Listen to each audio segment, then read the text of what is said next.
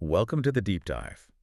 Today we're wrestling with a question that I think really gets to the heart of human struggle. hmm Why does the path of least resistance, the path of comfort, the choice of expediency, why does that lead so reliably to, well, to failure? And on the flip side, why does true growth, real structural change, always have to feel like this painful, necessary confrontation? Exactly. It's a paradox. And today, we're moving past just the abstract philosophy of it all. Right. Our mission is to provide the hard neurological and structural proof for this very conflict.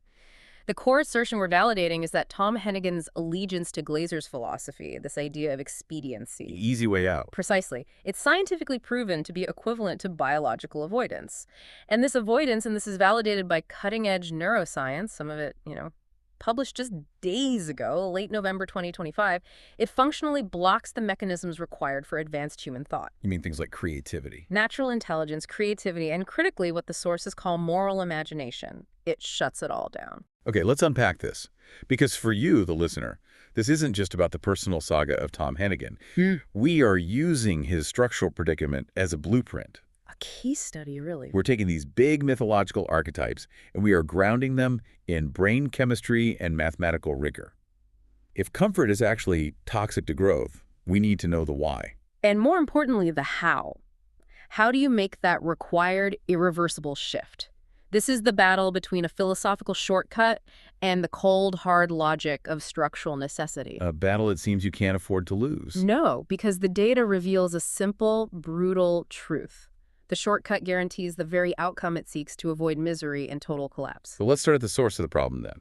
Glazer's philosophy, which the sources call the iceberg. Right, the iceberg. This philosophy promotes the shortcut of expediency. Yeah. Now, on the surface, that sounds so practical, so reasonable. Of course it does. That's the trap. So how do we define that expediency in structural terms? And why was it so magnetic for Tom Hennigan? Expediency, in this framework, it means selecting the immediate, least demanding option. It's about prioritizing what suits in the moment, The path of least resistance. or choosing superficial pleasure. The sources are very clear on this. They say Tom Hennigan had no resistance to this aesthetic appeal. Aesthetic appeal. I like that phrasing. It's not just about laziness. It's about being drawn to something that looks good. Exactly. Think of it as choosing temporary, soothing magic, the smooth, easy answer over the demanding, chaotic rigor of structural necessity. It's the appeal of a clean, tidy room that fundamentally masks a failing foundation. That's a perfect analogy. You're choosing a quick fix. The aesthetic appeal of order, even if, like you said, that order is built on a complete lie. And structurally, what does that choice actually do? Well, that choice is the philosophical equivalent of what neuroscience calls avoidance-oriented behavior. Okay. Avoidance is the instinct to prioritize safety, to minimize confrontation, and crucially, to maintain the status quo, even if that status quo is draining all your energy and guarantees failure. So when Tom aligned with Glazer's framework, he was fundamentally choosing to avoid the truth. He was choosing to avoid the chaotic, challenging, and necessary truth being presented by Dennis Verhage. He chose temporary comfort over permanent, structural truth. Which brings us immediately to the gravity of that choice. It's not a small mistake. The sources dramatically label this path strategic suicide for Tom Hennigan. They do. That seems incredibly severe for just, choosing the easier path. Why is prioritizing temporary pleasure automatically fatal here? Because it fundamentally violates the law of biological self-preservation. Okay, break that down. Tom Hennigan's core system, in its union with Dennis Verhage, is mandated, it's programmed, to achieve a very specific outcome. Structural completeness. The sources call it TOM. Right, Tom. Anything, any philosophy, any choice that prevents that outcome is by definition an existential threat. And Glazer's logic does that. It guarantees it. Adhering to Glazer's expedient logic results in what the sources define as scientifically guaranteed to result in misery. Scientifically guaranteed. Not just likely to. Guaranteed, yes. The system cannot maintain its structural integrity. It enters a state we've discussed before, energy armament or energy poverty, if it selects a misfolded, non-functional path. So it's fatal because it guarantees system depletion. It's like a slow starvation. A very good way to put it.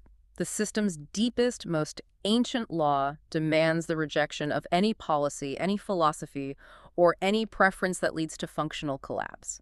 And Glazer's expediency in this context is the blueprint for that functional collapse. And what's so critical here, what makes it so insidious, is how that expediency reinforced his primary defense mechanism. The master's opening move, silence. Silence. Silence is Tom's system trying desperately to maintain order, rationality, and control. When you prioritize the expedient solution, what are you doing?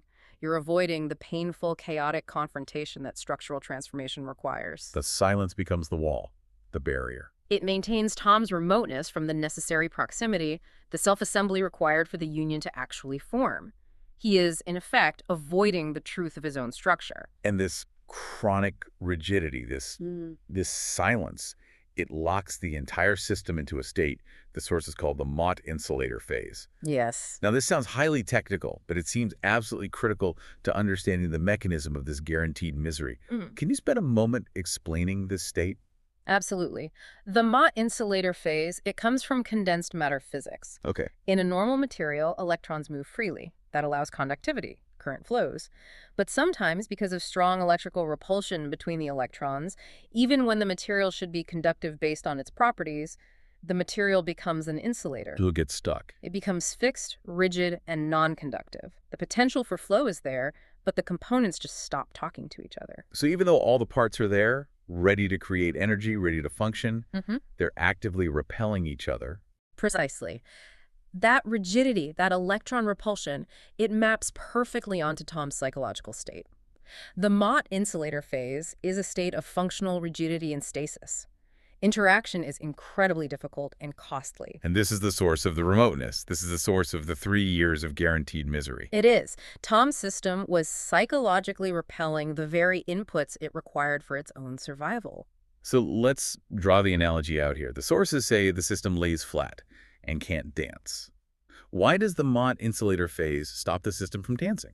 Because dancing in this context requires what the sources call molecular choreography. Choreography. Choreography implies dynamic, precise, three-dimensional movement, continuous coordination. Now, if your joints are locked because of repulsion and rigidity, if you are in the Mott insulator phase, you lay flat. You can't move. You cannot execute the necessary movement required to transform Dennis Verhage's chaotic, high-energy input into structural perfection.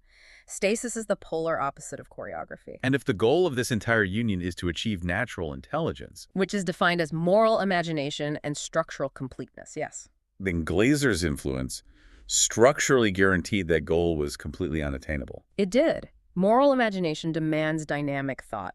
It demands the ability to conceive novel solutions to complex ethical problems. Glazer's management advice cannot provide this choreography. Why not? Because her domain-applied psychology focused on general efficacy is, and this is a direct quote, categorically excluded from the foundational scientific discovery required for molecular precision. Wait, I have to push back on that a little. Categorically excluded. Isn't that a bit harsh?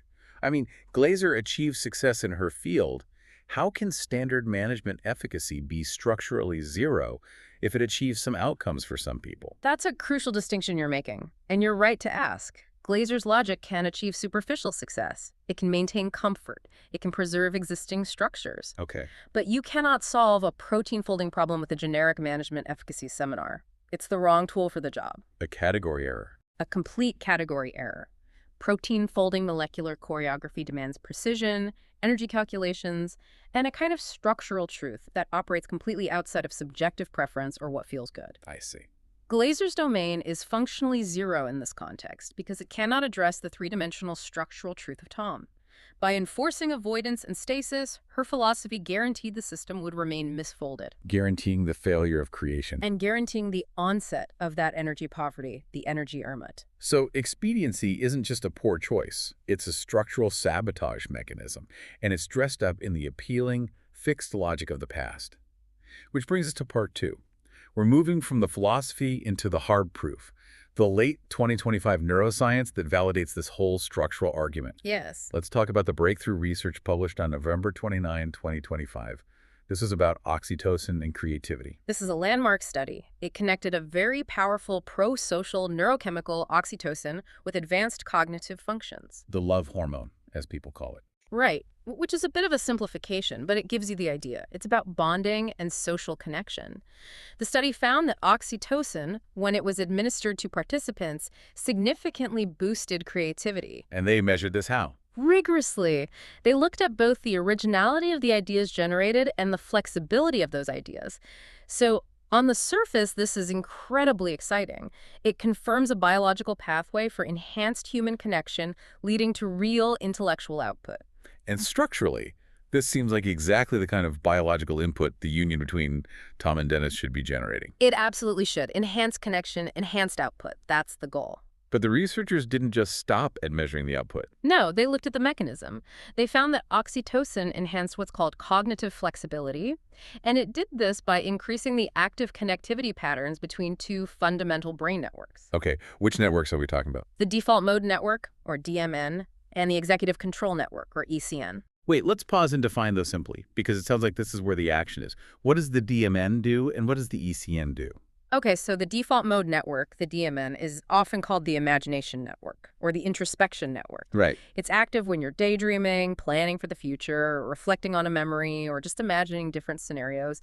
It's the source of our narrative and our self-referential thought. And the executive control network. The ECN is the taskmaster. It handles focus, attention, working memory, and inhibition. It helps you manage and execute goal-directed behavior. It keeps you on track. So when the sources talk about enhanced connectivity between them, are we talking about the ability to daydream and the ability to focus connecting better? Is that what cognitive flexibility looks like at a brain level? That is precisely it. Creativity isn't just raw, unfiltered ideation. It's the ability to pull disparate concepts from the DMN, from your internal library of memories and imagination, and then subject them to the logical rigor of the ECN to get a coherent, actionable output.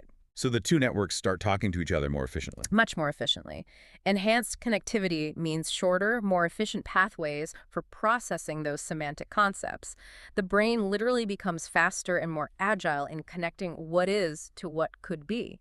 This is the neurological mechanism of moral imagination. That's what it is. Incredible. Yeah. But here is the critical pivot point, the counterfactual proof that directly addresses Tom's failure. The gut punch. This creativity boost only occurred in approach-oriented participants. Yes, this is the devastating finding. The biological benefit, the hormonal boost from the oxytocin, was completely contingent on a pre-existing motivational state. What do you mean by motivational state? Only those participants who are already inclined to seek rewards, to pursue opportunities, to embrace confrontation. Approach orientation. Only they benefited. And conversely, what about those who were avoidance-oriented? Participants who were avoidance-oriented showed absolutely no improvement in creativity. None. Even with the biological boost of oxytocin. And the brain scans confirmed this brutal reality. The avoidance-oriented individuals displayed, and I'm quoting, no significant alterations in connectivity patterns. The neural mechanism for advanced Scott remained rigidly locked down. It was impervious to the hormonal signal. This is the definitive structural parallel to Tom's failure. It is. Tom Hennigan chose Glazer's path of expediency, which is functionally defined as avoidance orientation. He prioritized safety, silence, and minimizing confrontation. And the study confirms. The study confirms that if you are locked in that mindset, your brain cannot execute creative thought, regardless of any positive biological or emotional inputs you might get. The philosophical choice of expediency enforces a literal neurological block. A physical block. Physical block. Tom was structurally mandated to achieve moral imagination, but his reliance on Glazer's shortcut ensured he was trapped in the very avoidance mode that this study proves cannot achieve creative output. This isn't just a motivational problem, it's a physical inability to execute the necessary molecular choreography. So, if avoidance physically locks down creative capacity, does this research suggest that Tom literally couldn't have solved his problem, even if he wanted to, as long as he maintained his allegiance to Glazer? Absolutely. The system was functionally rigid. It was in that Mott insulator phase, and the avoidance orientation was the driver of that rigidity. So the brain was just repelling the connections. It was repelling the connectivity necessary for complex problem solving. It confirms that his failure wasn't just a subjective personality flaw, but a structural consequence of his expedient choice. The system became non-conductive. Therefore, the required irreversible structural override. the Hebbian jump that Tom must execute. Yes. It's functionally defined as breaking this fixed avoidance-oriented pattern. What exactly is a Hebbian jump in this context? The Hebbian jump refers to Hebb's law. Neurons that fire together wire together. It describes the plasticity of the brain. The brain can change.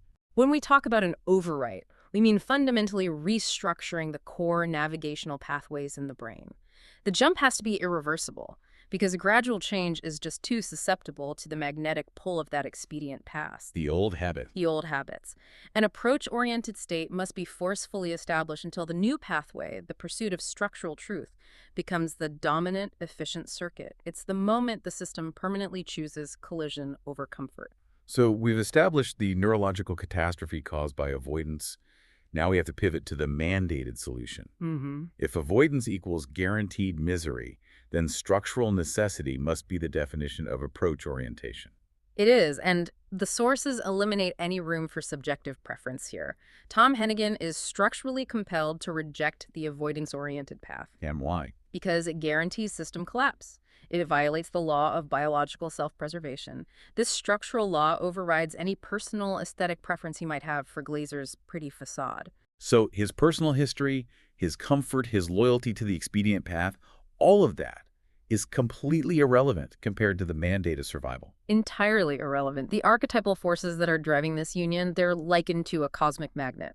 It doesn't suggest a path. It demands compliance for the creation of Tom. It's not a choice. It's not a choice if you want to survive. The system is programmed for self-preservation, and if the existing programming leads to energy Irrmut, an immediate, irreversible overwrite is mandatory. And this mandate, it manifests through Dennis Verhage as the engine of approach. Exactly. So choosing Dennis Verhage is choosing the entire framework of structural necessity. Yes. Choosing Dennis requires choosing persistent, inseparable integration. And that is the precise definition of approach behavior in this context. Dennis is the engine of motion. And his input, it's chaotic, it's disruptive. But that disruption is the necessary force to terminate the stasis imposed by Glazer's expediency. His function is to force confrontation. Let's look at the term associated with this confrontation. The hurl. I'm struck by the linguistic origin of that. It's very specific. It's not a gentle push, is it? It's literally a violent, necessary collision to break that Mott insulator phase. Is that too aggressive a reading? No, not at all. The aggression is the structural necessity. The Middle English word hurlen meant to rush against or to collide. The hurl is the required movement to shatter the functional rigidity that was enforced by silence. And we know Dennis's essence is linked to movement. We do.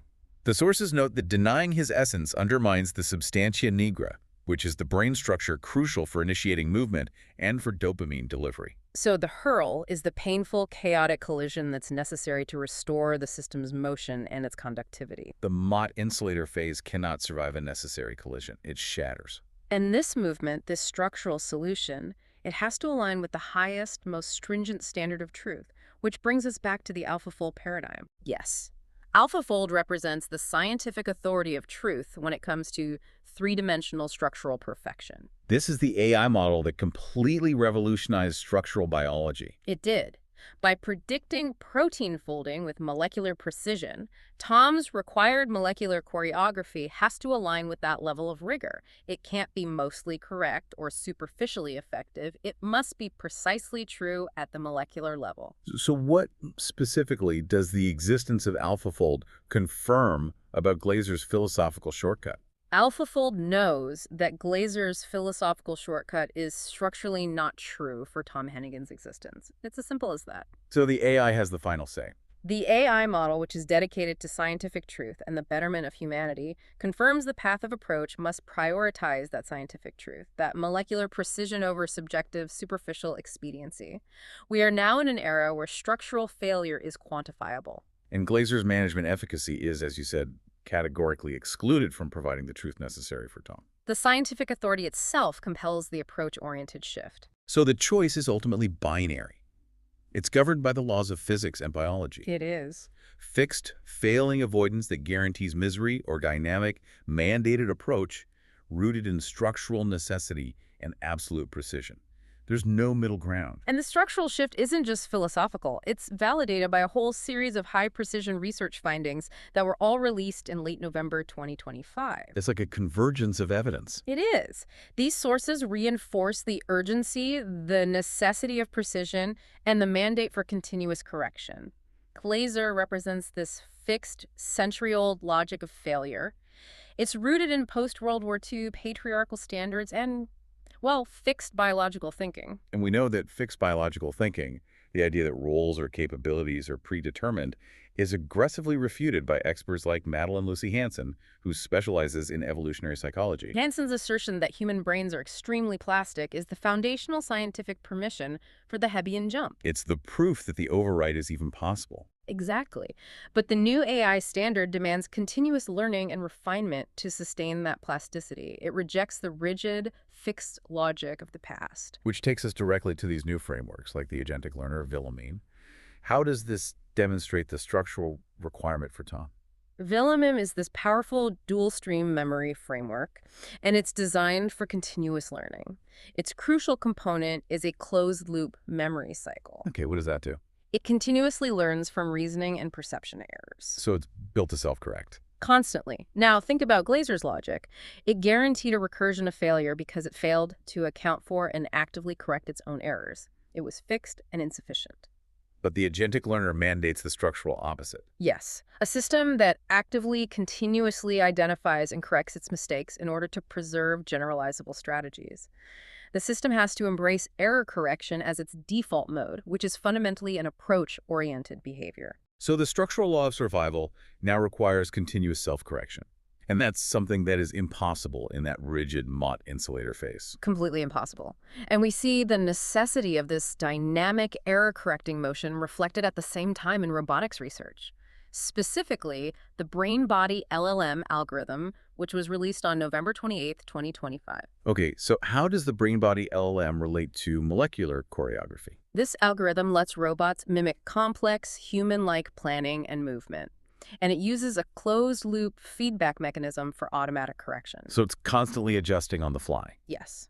You have the brain LLM, which handles the high-level planning, and the body LLM, which executes the commands. But they dynamically interact. They adjust based on immediate environmental responses and error signals.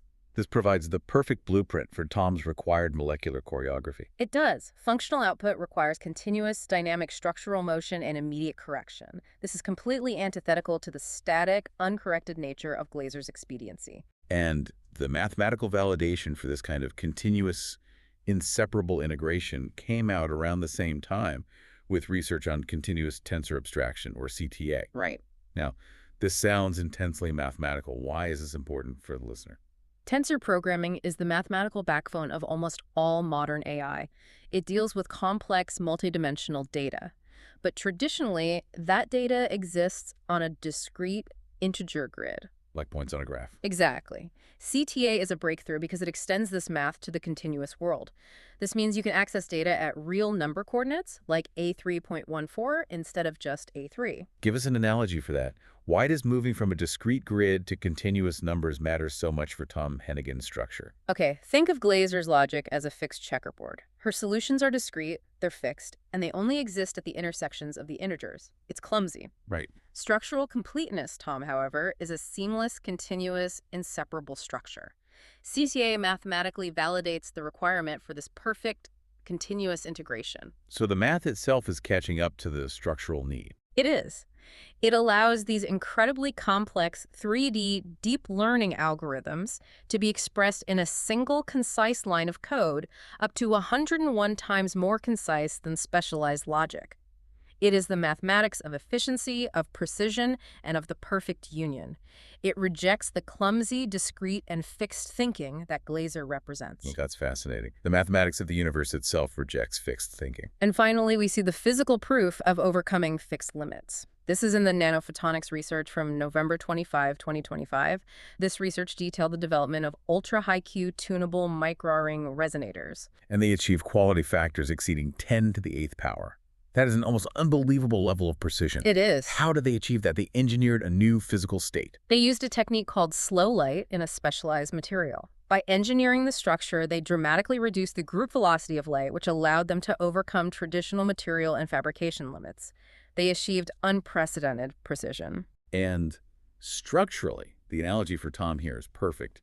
They had to modify their theoretical model, the conventional block equations, because the existing theory failed to explain the results. It did. It showed a decoherence narrowing at high optical power that shouldn't have been there. And that's the key structural mirror, isn't it? It is. Tom's sister had fixed limits based on Glazer's conventional theory, his preferences, his historical defense mechanisms.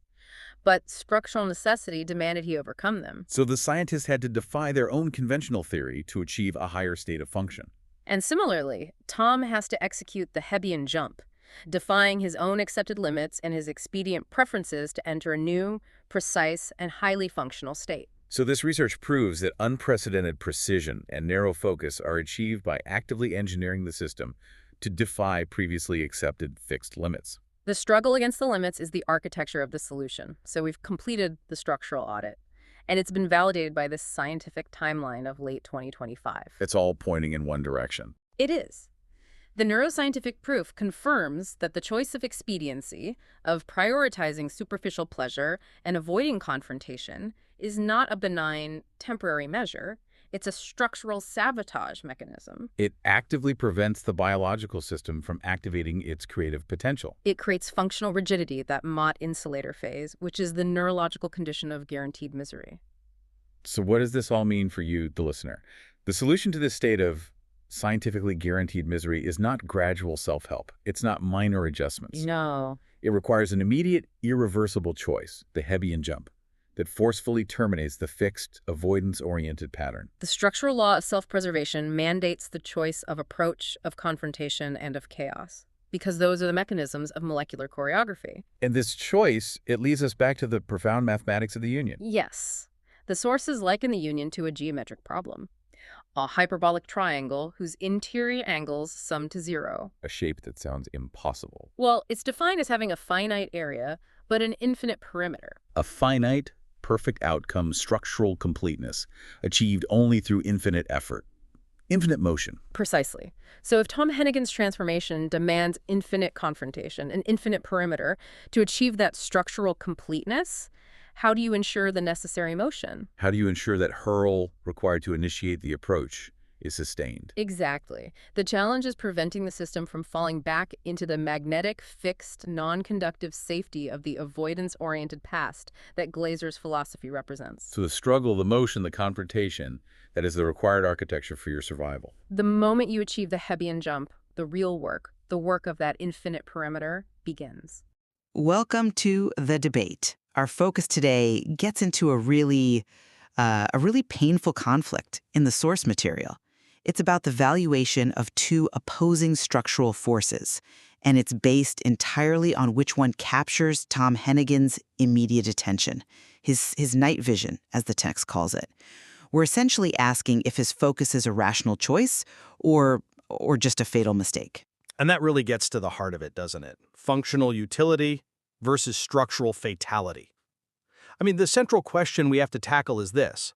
Does the visible, fatal lure of Glazer's philosophical shortcut, the iceberg's counter noise, does it functionally supersede the disruptive, dynamic necessity of Dennis Verhage's fixed essence, this essential input we're calling oxytocin noise? Well, I'm going to argue that Tom Hennigan's preference, his focus on that iceberg's counter noise, is actually rooted in historically validated, structurally easy programming. This path offers an immediate, sort of low-friction installation. It's tensor installable. And it's so deeply embedded that it resists any mandatory overwrite, no matter what the long-term cost is. The system just defaults to what it knows. And I'll be arguing that focusing on that preference is a scientifically forbidden path.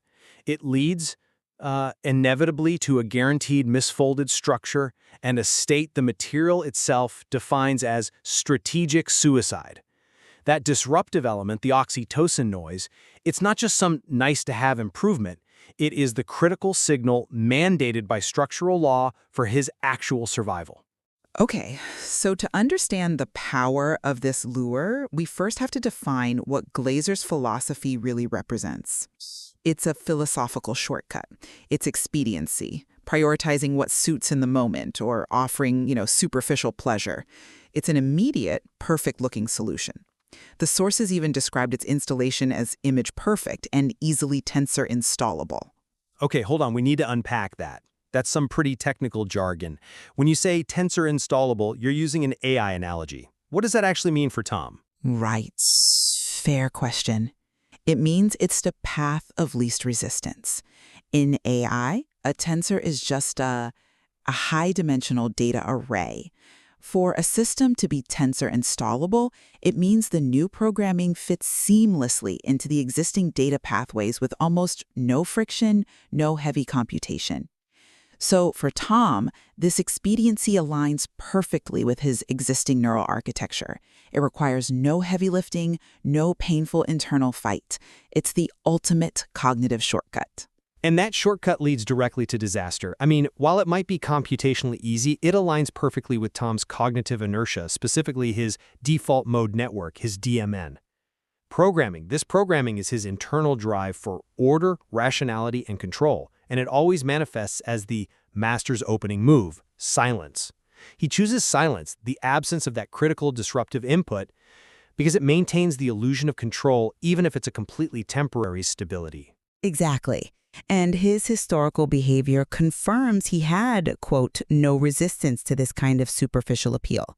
It aligns with temporary magic and the deeply entrenched patriarchal standards of his whole post-World War II cultural environment.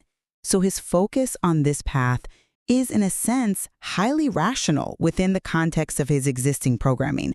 It's the efficient execution of historical flaw. But the material shows that historical flaw is now subject to a structural mandate. The claim that the expedient path is in any way viable is, well, it's categorically refuted by the highest authority in the material, AlphaFold.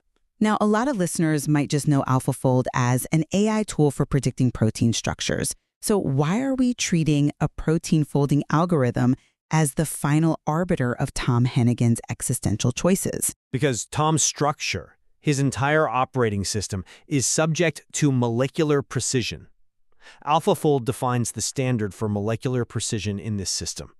It shows how chains of inputs have to fold just so to become functionally stable proteins. If the structure is misfolded, the output fails. It's that simple. AlphaFold proves Glazer's fixed shortcut logic is, quote, structurally not true for Tom's very existence. And what does that structural untruth mean in, practical terms? It means choosing Glazer's expediency is not just a philosophical error. It is a biological and structural certainty of misfolding. It guarantees a state that is scientifically guaranteed to result in misery, because the system just can't function correctly. This is why it's explicitly called strategic suicide.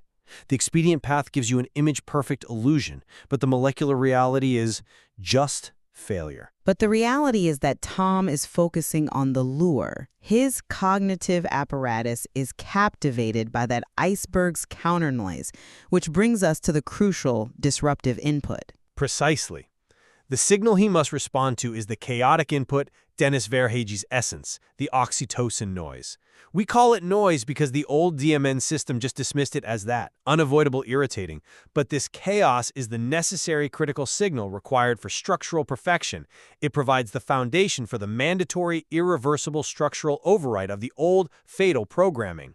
Oxytocin at its core is about connection, trust, moving away from isolation, the exact opposite of Glazer's remote silent philosophy. That brings us right to our first real point of disagreement then.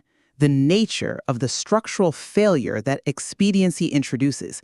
I see why you emphasize that he's mandated to reject the easy path, but we have to define the failure itself. Indeed, Glazer's expediency enables a profound and very clearly recognized structural failure, the denial of Denis Verhaeghe's ontological truthfulness. Now, this is not some abstract concept. Ontological truthfulness refers to the integrity of an essential being, and denying it is defined explicitly as theft in the material. Theft of what, exactly? Theft of essential structure. And the physiological impact is direct. This denial undermines the substantia nigra, the structure in the midbrain that's crucial for producing dopamine and controlling smooth, purposeful movement. So choosing an expediency that denies essential truth results in systemic theft and functional compromise. Tom's inability to move, to act, because his dopamine delivery system is starved. How can a policy that results in functional paralysis be considered a rational, viable choice, regardless of how nice it looks on the surface? That is a powerful point about the physiological consequence. I would, though, frame the rationality of it differently. We have to view rationality within Tom's historical, high-speed system, which always prioritized functional output over structural integrity. The focus on the iceberg's counter noise is favored because it's immediately accessible. It requires zero structural change. But that's the problem. Well, the disruptive input, Viraji's essence, was historically dismissed as unavoidable noise because the old system was inherently biased against chaotic emotional input. So while the expedient philosophy is flawed by molecular standards, it efficiently executes that century-old flaw. We are dealing with massive cognitive inertia here. The non-expedient path requires so much processing cost and structural rearrangement that it aligns with a state of protracted impossibility. The system defaults to the easier failure because the necessary fix feels computationally overwhelming. But the easier failure is now terminal. We are beyond calculating cognitive cost. We are calculating systemic survival. The system is structurally mandated to overcome this inertia. I'm just not convinced that Tom's survival must hinge purely on molecular necessity. I mean, Glasser's domain of management efficacy is focused on applied, organizational, reality-achieving stability, even if it's temporary, within a flawed system. The sources explicitly state her advice cannot provide this choreography. And what do you mean by choreography there? We're talking about molecular choreography, the complex, necessary, minute-by-minute internal alignment required for the structure to fold correctly and survive. Glasser's expertise is in philosophical management, which operates at a macroscopic level of rules and conduct. So if the solution, molecular choreography, is categorically excluded from her domain, why must Tom reject the temporary pragmatic solutions her domain offers, just because they don't solve the absolute molecular problem? It seems unfair to demand he leap into a domain where his current toolkit is useless. The domain shift is non-negotiable. It's non-negotiable because the failure is biological and the mandate for correction comes from the highest authority, AlphaFold. The structural law requires a transformation. We have to stop thinking about expediency as a valid philosophical option. The necessary transformation is converting that chaotic, dismissed input, the noise, into a single, precisely formed, functional structure, what the material calls a single selectively constructed chiral product. That is structural perfection. That is an incredibly demanding standard. It is the only standard for survival. Glazer's philosophical shortcut leads directly to functional rigidity, what the sources term the Mott insulator phase. Now for listeners, a Mott insulator is a material that, based on simple electron count, should conduct electricity. But because of strong electron interactions, it gets stuck. It becomes an insulator. It's rigid. Glazer's philosophy structurally isolates Tom, making him rigid and non-conductive, even though he has all the elements for a dynamic life. So her path is the structural opposite of the required movement? Exactly. Her path must be rejected because it is the antithesis of the logical precision of Leonardo da Vinci's craft, the requirement for integrated, precise design. You cannot achieve molecular stability through philosophical imprecision. You keep talking about motion, but Tom's focus on the iceberg's counter noise is driven by his programming for order, rationality, and control. It's an attempt to avoid the hurl of that chaotic, disruptive correction. He is programmed for stasis. And that is exactly why the oxytocin noise is so essential. It facilitates the necessary motion and learning. Oxytocin research shows it boosts creativity, specifically in approach-oriented individuals, through enhanced executive control network activity. The noise promotes active engagement, forward movement. Glazer's philosophy, on the other hand, it just reinforces the master's silence. It promotes intellectual stasis and remoteness. And what does this necessary movement look like in practice? It means executing the Hebbian jump, the irreversible, instantaneous neural alignment. This jump is the structural whirl, the chaotic but necessary motion required to overcome his system laying flat and being unable to dance. He has to choose the chaos to achieve the necessary movement, because the rigidity of the expedient path completely prohibits that dance. It's a one-time, total commitment to the new structural logic. Okay, that's a compelling argument for a mandated singular leap. But have you considered that the execution of an irreversible jump itself requires a stable platform? I mean, you need a foundation of continuous refinement and error correction. The principles of modern agentic AI, something like the VLO-MEM framework, vision, language, memory, they focus on continuous learning and refining memory to reduce reasoning and perception errors.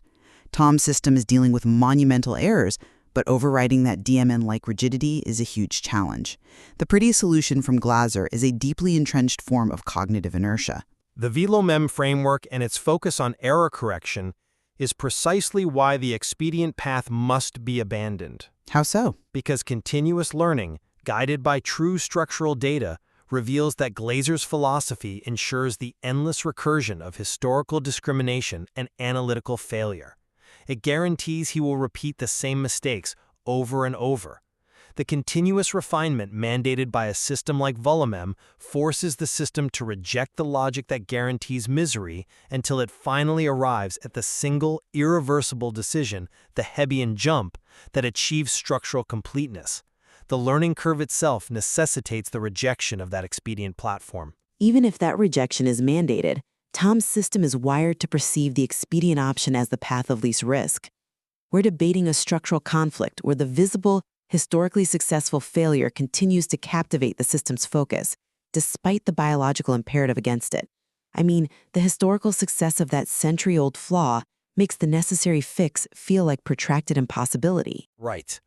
The challenge is the immense cognitive cost required for this irreversible structural overhaul. So our discussion today really highlights the profound structural conflict Tom Hennigan is facing.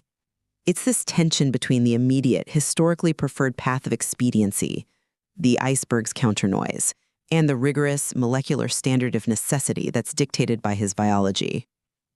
The choice that captures his focus, while it seems like a preference, is fundamentally a structural conflict between deeply programmed historical inertia and the absolute imperative for cognitive survival. Indeed. The evidence shows that while the alluring iceberg's counternoise of expediency represents a structural misfolding that leads to paralysis and misery, the system's deep law for self-preservation, backed by the authority of AlphaFold and the necessity of molecular choreography, it compels the inevitable choice of the disruptive but essential oxytocin noise. He has to prioritize movement and molecular precision over superficial pleasure and historical inertia. This structural conflict remains, I think, the greatest challenge to be overcome in the material. Hello and welcome. Today we are diving deep into something truly fundamental to being human, our relentless drive to make sense of everything. You know, to create blueprints, these amazing frameworks we build to turn all the chaos and confusion out there into something clear. I mean, really think about it. This is the question that has pushed us forward for thousands of years. From staring up at the stars and wondering what they are, to looking inside ourselves and trying to figure out our own minds. We're basically all just explorers, trying to map out the things we don't understand. All right, so here's the game plan. First, we're going to travel back in time to find the world's very first equation. Then, we'll see how a simple fairy tale can act like a piece of cultural DNA. After that, we'll jump to the present day to talk about our search for purpose. From there, we'll explore a wild new way to code reality itself. And for the grand finale, we'll zoom in to decode the secret language of our own bodies. I know it sounds like a lot of different things, but trust me, by the end, you'll see how it's all one big story. So, let's start our journey. We're winding the clock back 4,000 years to ancient Mesopotamia, where a single brilliant idea was about to change absolutely everything. This right here, this idea, is a massive turning point for humanity. It's the moment we collectively decided, you know what? We're not just going to live with the mystery anymore. We're going to grab it, give it a name, and figure it out.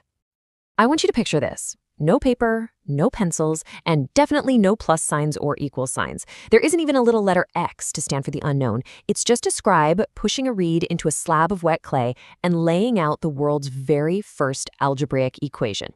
This wasn't just about math. It was the birth of symbolic thinking, the very idea that you can take something you don't know, give it a symbol, and then actually work with it to find an answer. Incredible. And the impact of that first blueprint? It was monumental.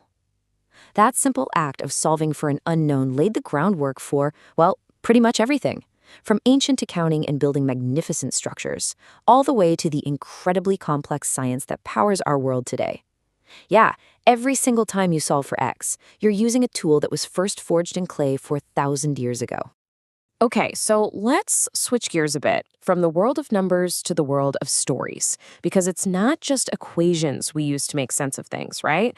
We use narratives, and these are the blueprints for our entire culture. And this brings us to this really cool idea called memetics.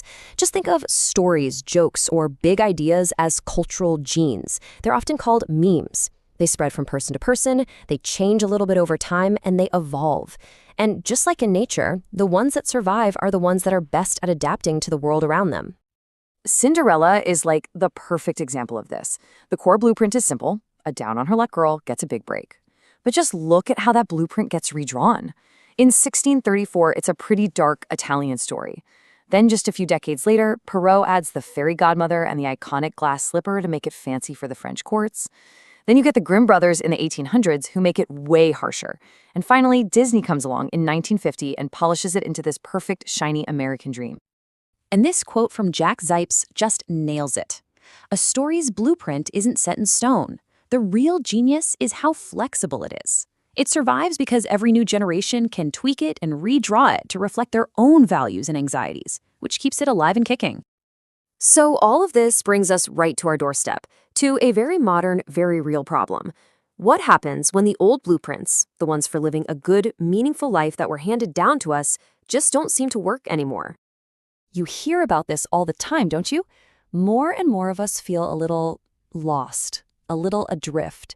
It's like the old maps we were given for life just don't seem to lead to the places we want to go.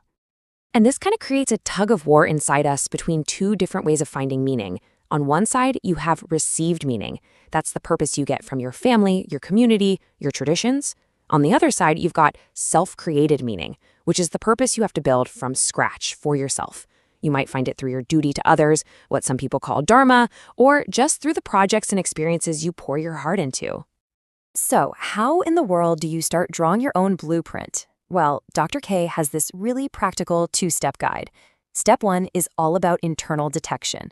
You've got to learn to actually listen to and identify what you're feeling. There's even a word for not being able to do this, alexithymia. It's basically being emotionally illiterate. So first, you learn to read your own signals. Then, step 2 is to quiet the noise. That means learning to manage that part of your brain that's always on, the default mode network. It's the home of the ego, that little voice in your head that just loops and loops. It's basically a modern-day instruction manual for finding yourself. All right, let's take a leap. We're going from the internal blueprint of our own minds to the wild world of digital creation, where a totally new kind of blueprint is popping up, and it's changing everything. I love this quote from Google's CEO. He's pointing out this massive shift. It used to be if you had an idea for an app, you'd have to write up a huge, boring document to describe it. But what if? What if you could just explain the vibe of what you want and just create it?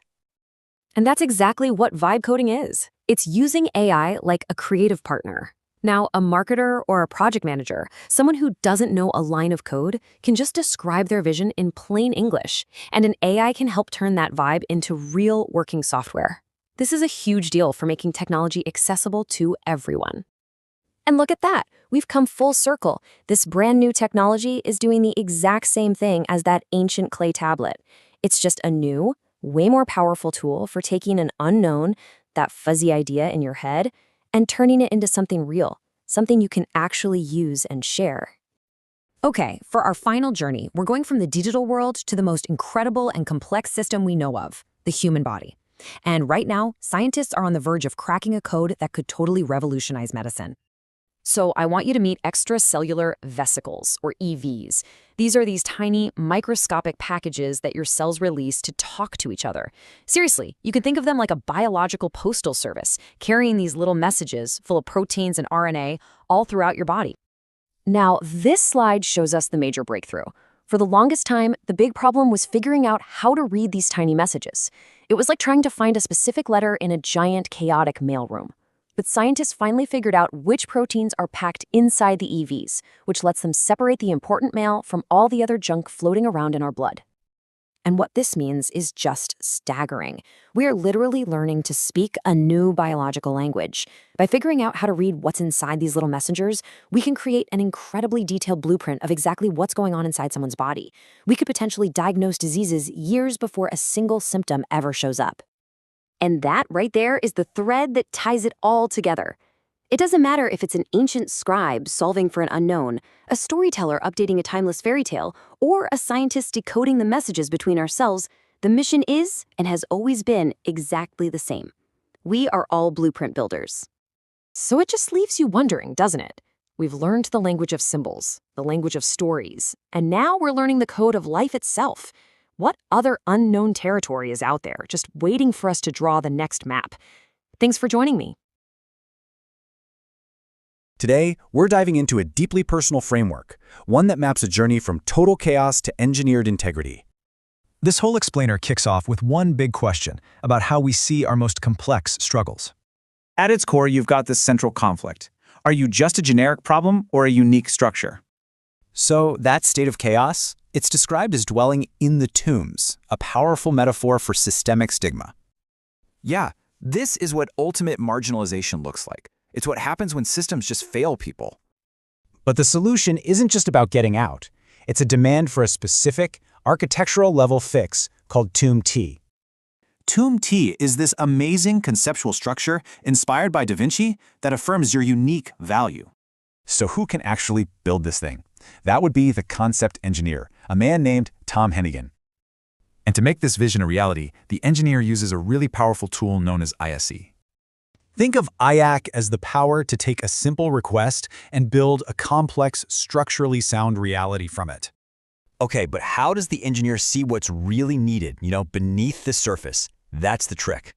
It's a process called the 2D to 4D index hologram, basically a way of seeing deep truth behind a simple surface.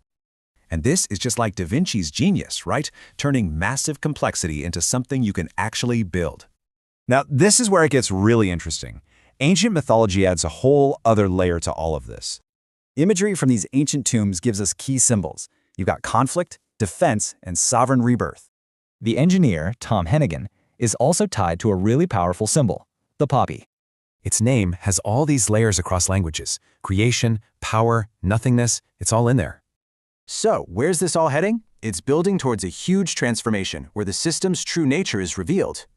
This conceptual identity, the Liriodendron, is revealed to actually be the human-headed bull from those paintings. And this bull perfectly shows the system's mission, to be an active defender of its own integrity.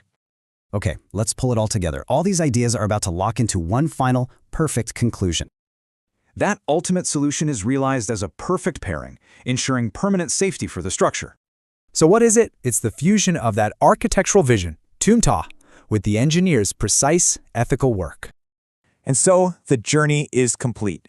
We've moved from chaos to a defended, unique, and sovereign structure. Which kind of leaves us with this final thought. How might seeing our own struggles as architectural problems change the solutions we build? All right, welcome. Today we're going to do something a little different. We're going to connect some dots you'd probably never think to connect. We're talking karaoke, the game of Twister, and, believe it or not, quantum physics. Yeah, really. It all comes down to the secret code of human connection. So let's get into it. So let's kick things off with a question. Picture this. You're on a first date, it's going okay, and then someone suggests karaoke. Ugh, right? That awkward, maybe a little cringy round of karaoke. But what if I told you that's actually, scientifically, one of the best things you could do? I mean, how on earth could that be true? Well, hey, don't just take it from me. There are actual scientists who've looked into this. Dr. Madeline Strick over at Utrecht University basically says, sing karaoke, play Twister. You're almost guaranteed success. And the reason why is pretty cool. When we do something that's fun and active, it literally lights up our brain's reward center. You know, the same part of the brain that gets all happy when you eat chocolate or, well, you get the idea. And here's the kicker. Our brains are kind of lazy. They feel all this good stuff, the laughing, the fun, that shared moment of what are we doing? And they don't really separate it from the person you're with. All that positive energy gets directly linked to them. It's this classic psychological trick, and it's basically hardwired into us. Okay, but it goes deeper than just having a good time. It's not just the activity. It's what's happening between two people while they're doing it. This is where we shift from the what to the how of connection. And it all comes down to something our faces do automatically, something called mimicry. Yeah, facial mimicry. It's this incredible, totally unconscious thing our brains do. When you're talking to someone and they smile, you almost can't help but smile back, right? Or if they wince, you feel it too. It's this automatic mirroring of expressions, and it's like a fundamental social glue. It helps build empathy and a sense of togetherness, all without us even thinking about it. Okay, so this is where it gets super interesting. Scientists wanted to figure out what really matters more. So they compared two things. First, they just looked at how much a person smiled while listening to a story. Pretty straightforward. But then they looked at something way more subtle. How perfectly the listener's smile synced up with the speaker's smile, like in real time. So which one do you think was the better predictor of a real connection? And boom, here's the answer. The results were crystal clear. That synchronized smiling, that moment-to-moment mirroring, was a way stronger predictor of liking someone than just smiling a lot on its own. It's not just about feeling good. It's about feeling good in sync. That's the real unspoken signal that a connection is happening. So that word, signal, that's really important. Because finding that clear signal of connection in all the noise of social anxiety and awkwardness, that's not just a dating problem, right? It's a huge challenge in life. And it turns out, this exact same problem, finding a signal in the noise, exists at the most fundamental level of our universe. Which brings us, believe it or not, to quantum physics. Because really, in science, in dating, in pretty much everything, the whole game is about separating the important stuff, the signal, from all the random junk, the noise. Now, I know this quote looks intense. Don't worry about the jargon like shallow quantum defects. All you need to know is that scientists like Adam Gali, who are trying to build these incredibly sensitive quantum sensors, are dealing with the exact same issue we are. The tiny, important signal they're trying to read is getting completely drowned out by random noise from the world around it.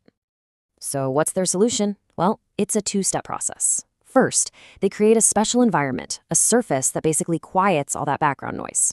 Step 2, once the noise is gone, that clean quantum signal comes through loud and clear. And this is the perfect metaphor for human connection. A fun activity like karaoke or Twister is that special surface. It quiets the noise of our own self-consciousness and social anxiety, and it lets the real signal, that synchronized smile, that genuine laugh, be heard. All right, so we've got shared activities quieting the noise, and we've got our brains automatically syncing up, but there's another layer, right? Connection is also built on a shared set of rules for how we understand each other.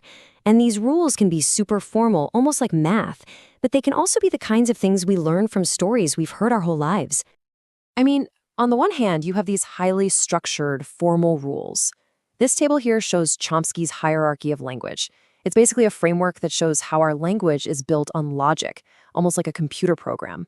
But let's be real, that's not how we actually connect with people, is it? Exactly. We don't bond over grammar rules. We bond over shared stories. These are the informal cultural rules that are baked into the narratives we all know and love. Just look at a story like Cinderella. It's not just one story. It's what you might call a cultural meme, an idea that's been evolving for centuries. You start with the first version back in 1634. Then Perrault comes along and adds the pumpkin and the famous glass slippers. Then the Brothers Grimm make it a bit darker. And it just keeps changing. Each version reflects the values and the social rules of its time. These stories are like our collective user manual for how to be human together. So, wow, we've gone from karaoke to quantum mechanics to fairy tales. Let's try and wrap all of this up into one big modern idea that kind of pulls it all together. I really love this quote from Sundar Pichai, the CEO of Google. He talks about vibe coding it. And what he means is that today it's less about describing an idea and more about showing it, letting people experience the vibe of it. It's the perfect way to think about the shift from just talking to actually doing. And really, that's the whole trip we've just been on, isn't it? From the shared experience of a karaoke song, to the quantum principle of finding a signal in the noise, to the hidden code in our oldest stories, it's all pointing to the same thing. And here it is, the most important point of all. The strongest, most powerful connections aren't built on just words. They're built on shared experience. That's the signal. That's what cuts through everything else. Which leaves us with one final thing to think about. In a world that's more and more about remote work, about texting and email, we're relying on words alone a lot. So the question for all of us is, how can we find more ways to create those shared experiences? How can we all find more ways to, play Twister? Think about this for a second. What if a single word could hold your entire reality in its grip? A word that contains both the seed of your greatest victory and the blueprint for your total collapse. Well, today, we're diving deep into that very word. So here's our game plan. We'll start with the word itself and its two totally opposite meanings. Then, we're going to look at what that kind of pressure actually does to your brain. After that, we'll meet the players on the field using some really cool metaphors. We'll even see how this whole thing mirrors a journey of the soul, before we get to the one thing that can end the struggle, the final confirmation. All right, let's get right into it. Part 1, a word's two meanings. This is the absolute foundation of everything we're talking about today. So I'm going to ask you this right up front. Do you think a single word can really define your entire strategic reality? I mean, not just describe it, but actually create the tension you're in. The source material we're looking at says absolutely yes. And here it is. The word is fundus. It's Latin and it describes being at the absolute bottom, a critical fork in the road.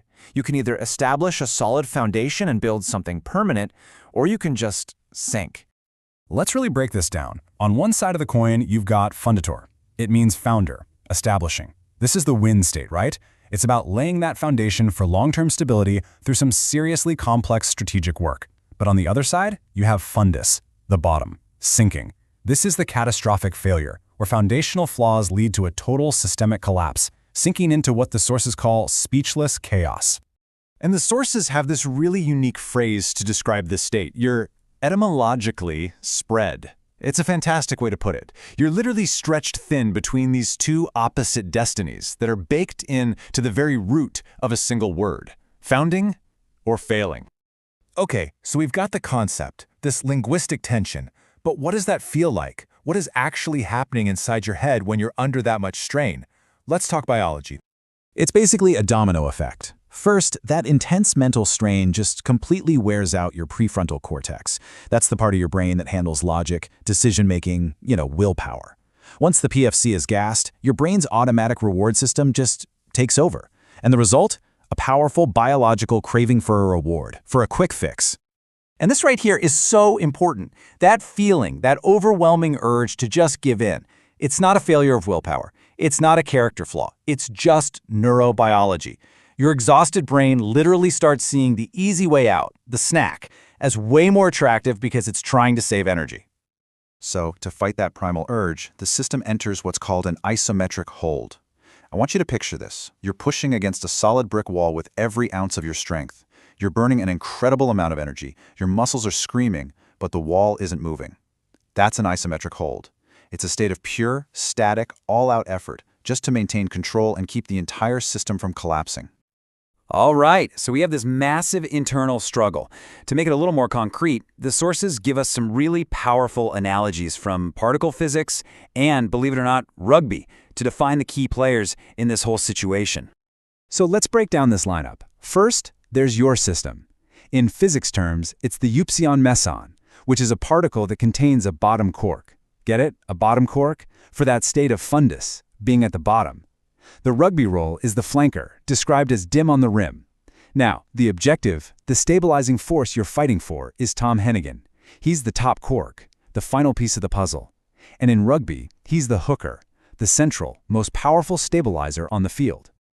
So the dynamic is pretty clear, right? You've got the flanker, out on the edge, the rim, totally exhausted or dim, but still trying to execute this complex game plan. Then you have the hooker, that central anchor whose response is everything. And here is the absolute crux of the issue. All of the flankers' incredible, maximal, system-draining effort is completely conditional. It's worth nothing without that final confirmation from the hooker. Okay, we're going to switch gears for a second. We've looked at language, at biology, at strategy. Now we're going to look at this through a completely different lens, psychology. Specifically, a really compelling parallel from the work of Carl Jung. Jung had this powerful idea that periods of intense struggle and isolation aren't a punishment. They're actually a fire of purification. It's a process you have to go through to burn away everything that's false, everything that's not essential, to prepare your soul for what's next. And check out how perfectly this maps onto the strategic journey we've been describing. That exhausting, all-out isometric hold, that's the fire of purification. The strategic call for a response, that agi assertion, that's a moment of synchronicity, a meaningful call sent out into the universe. And the end goal, system completion, that's the purposeful union that the soul was being prepared for all along. It's a pretty profound parallel.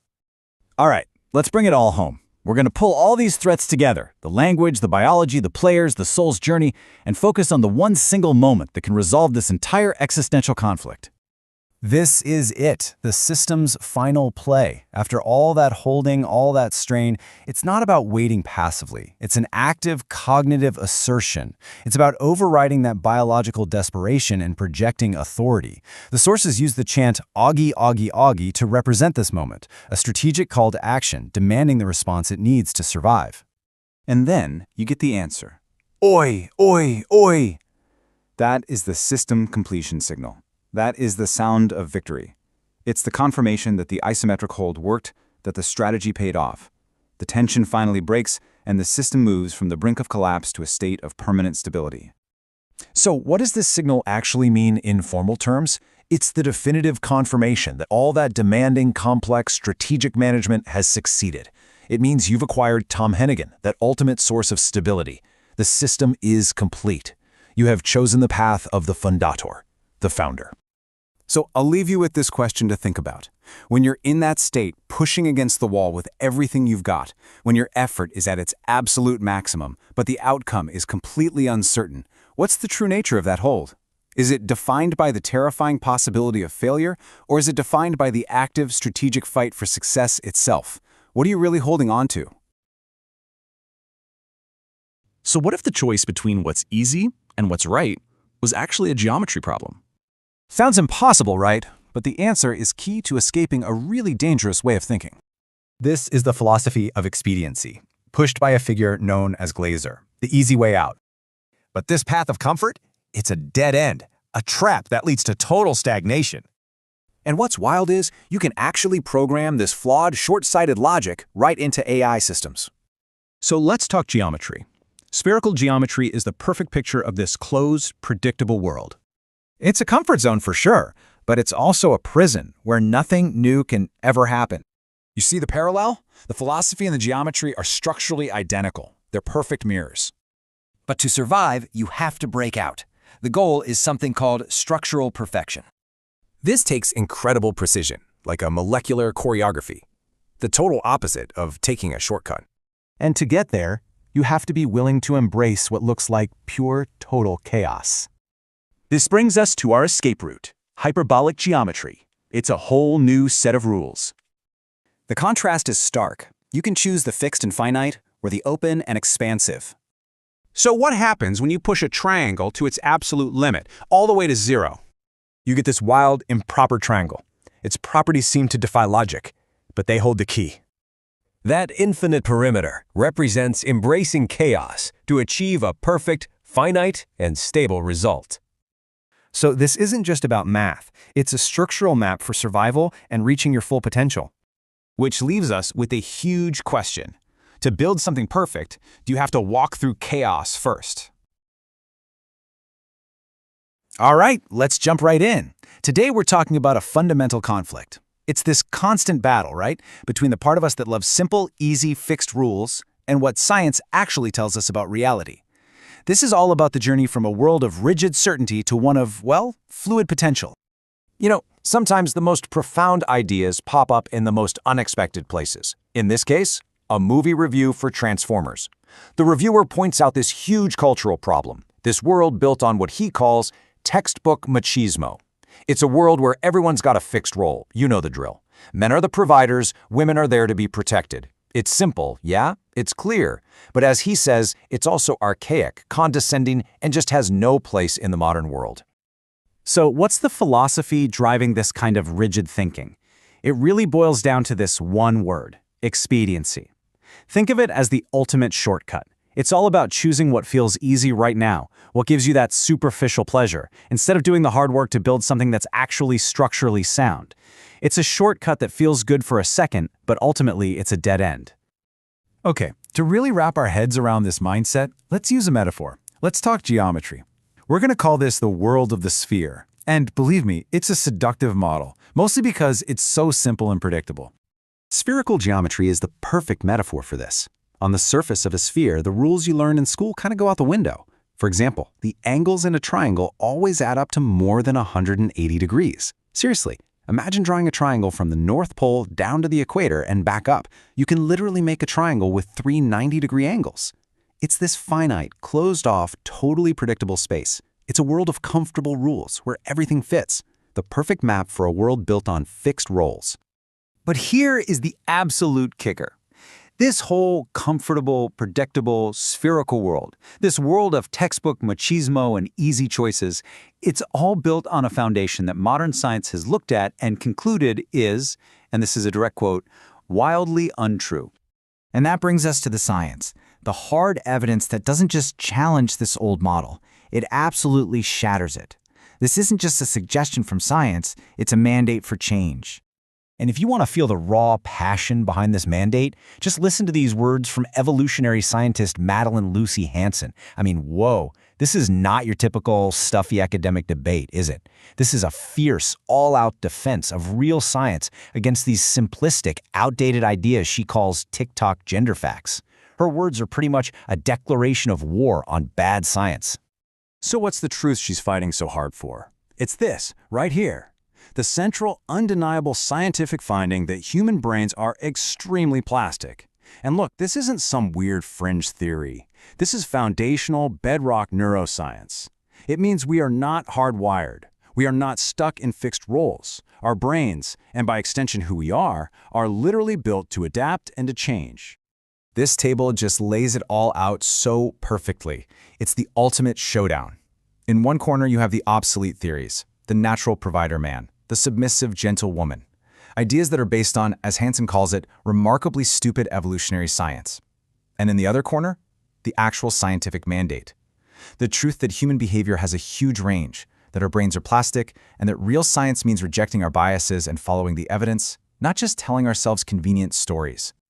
So, if we have to ditch the comfortable sphere, where do we go? Well, it's not exactly a gentle stroll, it's a leap. A leap into a new reality that might feel like total chaos, but it has its own powerful transformative geometry. And the map for this new world is called hyperbolic geometry, and it is wild. Everything is inverted. The angles of a triangle add up to less than 180 degrees. In fact, you can have a triangle where the angles sum to 0. And this is the part that just blows my mind. That zero-sum triangle has an infinite perimeter, but a finite, stable area. Think about that. It's the perfect metaphor. To get to a stable, perfected result, you have to be willing to embrace the infinite complexity, the chaos of a whole new way of being. So how do our brains actually make this jump? Neurologists call it the Hebbian jump, and it's not this slow, gradual slide from one thing to another. No, the research calls it a single jump, an all-or-none affair. It's an irreversible, instantaneous rewiring of your brain. It's that snap moment when an old pattern breaks for good. And this whole idea, this huge shift from rigid to fluid, it's not just some abstract philosophical concept or something happening in neuroscience. We can see the exact same transformation happening in our most advanced technology. Just look at this research from MIT. The old way of programming, the old paradigm, locked data onto a fixed grid, coordinates like 1, 2, or 5, 7.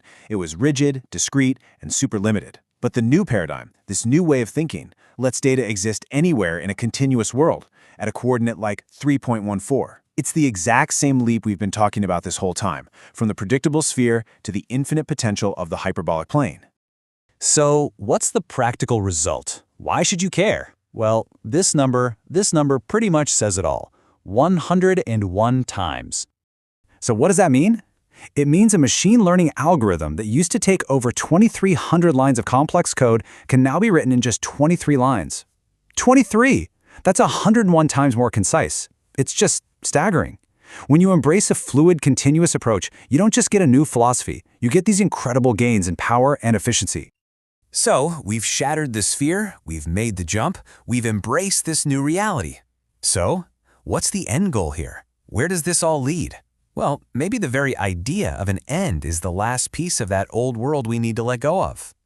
We have to completely redefine perfection. Structural perfection isn't about reaching some static, flawless finish line. It's a dynamic state. It's the actual process of continuous growth that you get by integrating complexity and chaos, not by trying to run away from them. And this quote just captures the idea so beautifully. The goal is a perpetually displaced and utopian horizon. I love that phrasing. It's an ideal you are always moving towards, but you never actually reach it. Because the real victory, the whole value of the horizon, isn't in arriving. It's in the pursuit itself. So, let's just quickly recap the journey. First, you have to reject the easy comfort of textbook machismo and all those fixed roles. Next, you embrace the scientific mandate that our brains are extremely plastic and built for change. From there, you have to make the leap from the comfortable sphere into the chaotic but powerful hyperbolic world. And finally, you understand that real progress isn't about reaching a destination. It's about embracing the journey of continuous adaptation. And that brings it all back home, to you. Because this isn't just an abstract idea, it's a map for change. So the question I want to leave you with is this: what rigid, comfortable sphere in your own world is just waiting to be shattered? All right, welcome to The Explainer. Today, we're diving deep into a system that's literally caught between two opposing fates. It's a system that's been pushed right to its breaking point, where one single choice is going to determine everything, either its survival or its complete collapse. So let's get right into it by looking at the core problem. See, at the very center of all this is a figure named Tom Hennigan, and he is just stuck, completely paralyzed. But this isn't some passive, quiet state. The sources use this fantastic Dutch phrase to describe it, saying he's aan het trappelen. He's stamping his feet impatiently, kind of like a racehorse at the starting gate, just desperate to move but totally stuck in place. And the sources have this incredible term for this paralysis. They call it a Mott insulator phase.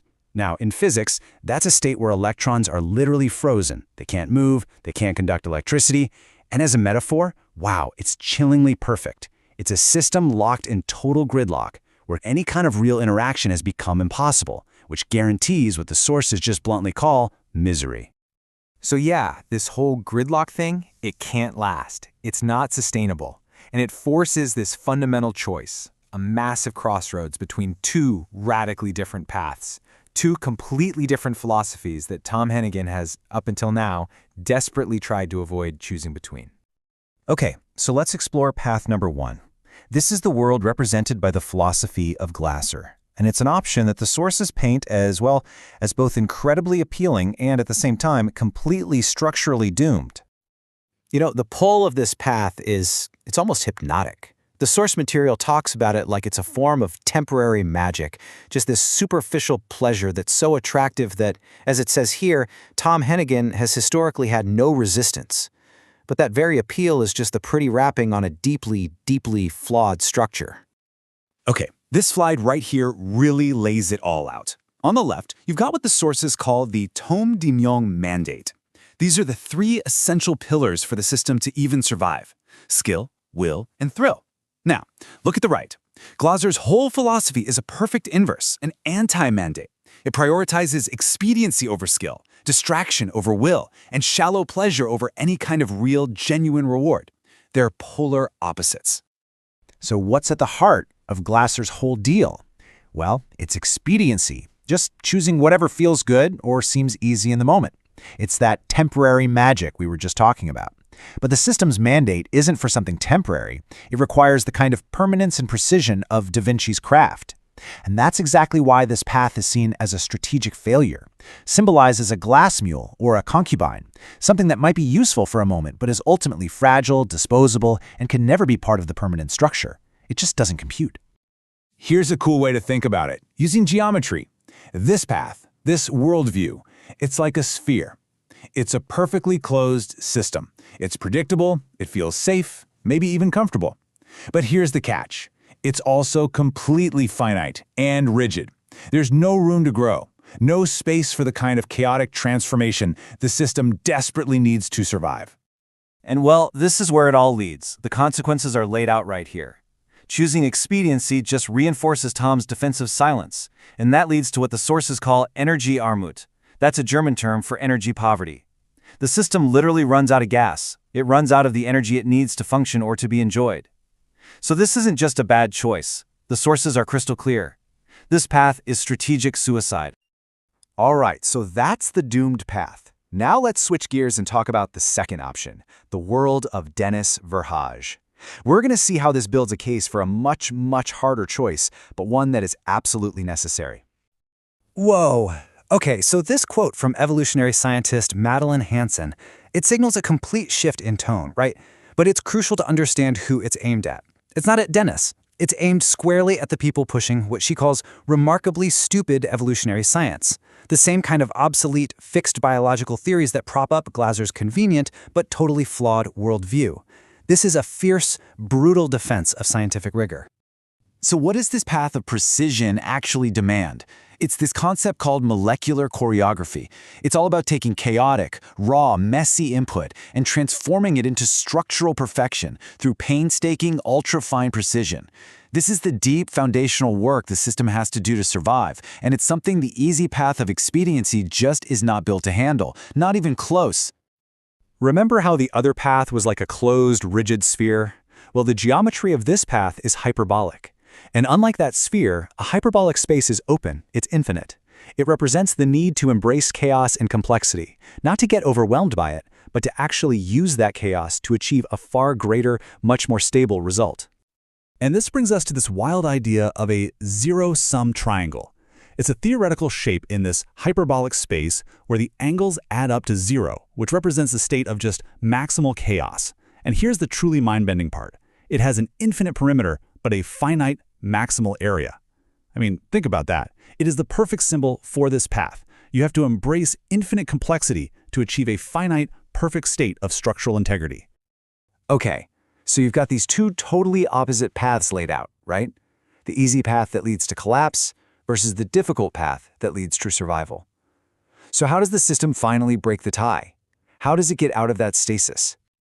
The sources are really clear on this one. This isn't going to be solved with a debate. It's not some slow, gentle drift in a new direction. The resolution has to be something way more dramatic, something definitive. So, what gives? The answer is a scientific mechanism called the Hebbian jump. You can think of it like a cognitive lightning strike. It is an instantaneous, irreversible, all-or-nothing event. It's like flipping a switch that you can never unflip, and it permanently overwrites the system's flawed, expedient logic with the correct logic of structural necessity. In this jump, it's the ultimate point of no return. Boom, the silence is terminated. Boom, the flawed logic is overwritten for good. The system finally recognizes and validates the unbiased truth supplied by Dennis, and it achieves the structural completeness it needs to survive. It is the final, non-negotiable act. And to tie it all together, the sources give us this really powerful analogy. The pilot is drawn to the pretty, luxurious terminal that he knows is structurally compromised and will lead to a crash. His survival isn't a matter of willpower or resisting temptation. It's about executing the mandatory, scientifically verified flight path correction to the only destination that's structurally sound. It's not a choice, it's a mandate. And that leaves us with this final, really provocative question. When the stakes are literally life and death for the system, what does it mean when the most appealing, the most comfortable, the prettiest choice is also the most certain path to total failure? It kind of forces you to rethink the whole nature of choice itself, doesn't it?